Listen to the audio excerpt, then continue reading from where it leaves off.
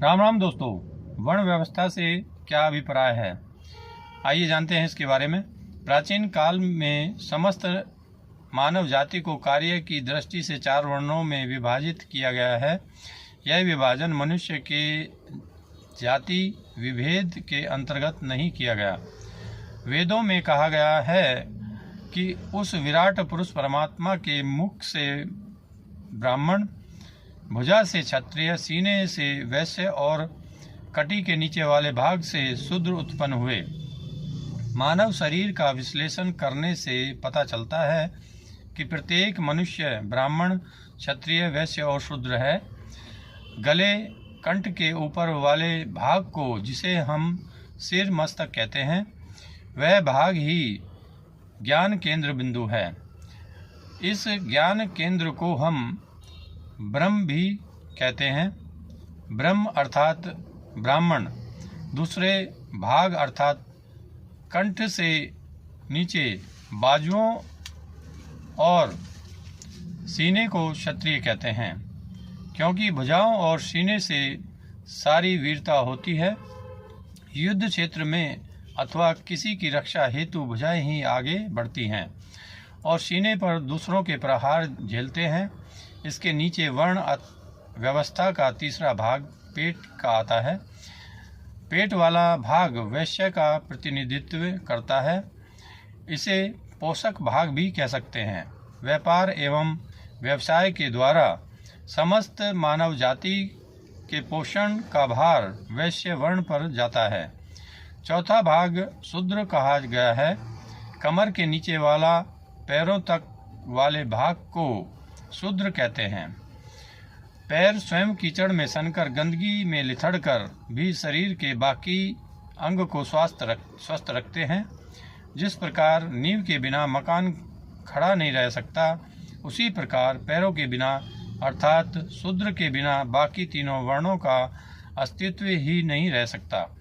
मनुष्यों में कोई छोटा या बड़ा नहीं होता। शरीर के सभी अंगों का अपनी अपनी जगह महत्व है। वैसे तो संसार के सभी धर्म संप्रदायों में जाति पाति का थोड़ा बहुत भेदभाव अवश्य मिलेगा, किंतु वह भेद अहंकार, घृणा और एक दूसरे को नीचा दिखाने की भावना से हुए हैं।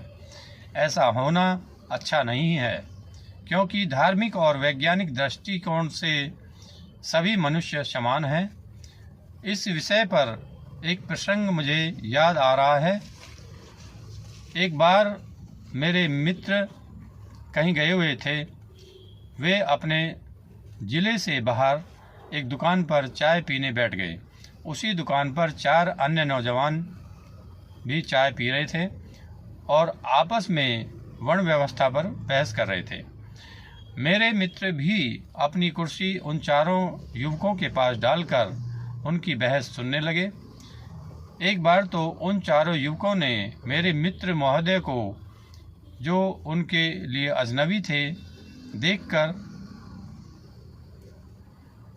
देखकर रुके और फिर बहस में शामिल हो गए। अचानक मेरे मित्र बोले, क्या आप चारों शूद्र हैं?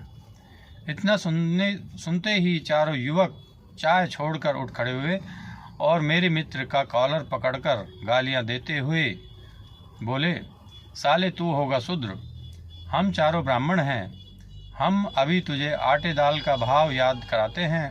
इतना कहकर उन चारों युवकों ने मेरे मित्र की पिटाई करने के लिए हाथ उठाया ही था कि मेरे मित्र ने हाथ जोड़कर नम्रता से कहा, भाईजान आप लोग 4 जने हैं, आप मुझे मार सकते हो। आपके मारने से मैं नाराज नहीं होऊंगा, मेरी बात सुन लो। यह सुनकर वहाँ काफ़ी भीड़ एकत्रित हो गई। भीड़ को देखकर या इकट्ठा होते देखकर मेरे मित्र महोदय बोले, भाइयों, अभी ये चारों लोग आपस में बहस कर रहे थे कि ब्राह्मण, क्षत्रिय, वैश्य, शूद्र कौन होते हैं। फिर इन्होंने स्वयं ही कहा कि प्रत्येक मनुष्य ब्राह्मण, क्षत्रिय, वैश्य और शूद्र होता है।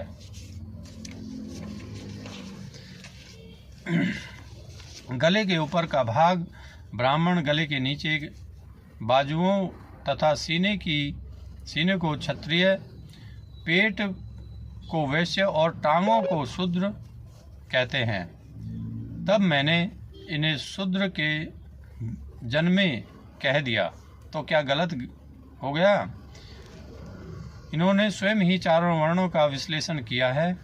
आप लोग बताइए कि प्रत्येक प्राणी कमर के नीचे वाले अंग से पैदा होता है या नहीं? अगर मेरी बात सत्य है तो उसे शूद्र कहने में क्या गलत है? इतना सुनते ही उन चारों के सिर शर्म से झुक गए। तब मेरे मित्र बोले, मेरे भाई, केवल पुस्तक ज्ञान प्राप्त कर लेने से कुछ नहीं होता, उस पर अमल करना बहुत ज़रूरी होता है। जब आपको पता था कि शूद्र कमर के निचले भाग को कहते हैं, फिर भी मुझे मारने के लिए तैयार हो गए। सच बात तो यह है कि आप लोगों में चारों वर्ण की जातीय भावना भरी हुई है कि हम ब्राह्मण जाति के हैं। इस जातीय भावना को मन से निकाल दो, तभी तुम्हारा ज्ञान सार्थक होगा। दोस्तों, उम्मीद करता हूँ ये वीडियो आपको पसंद आई होगी। अगर ये वीडियो आपको पसंद आई है, इसको लाइक कीजिए, हमारे चैनल को सब्सक्राइब कीजिए। मिलते हैं अगली वीडियो के साथ। तब तक के लिए आप स्वस्थ रहिए, मस्त रहिए। धन्यवाद दोस्तों। जय हिंद।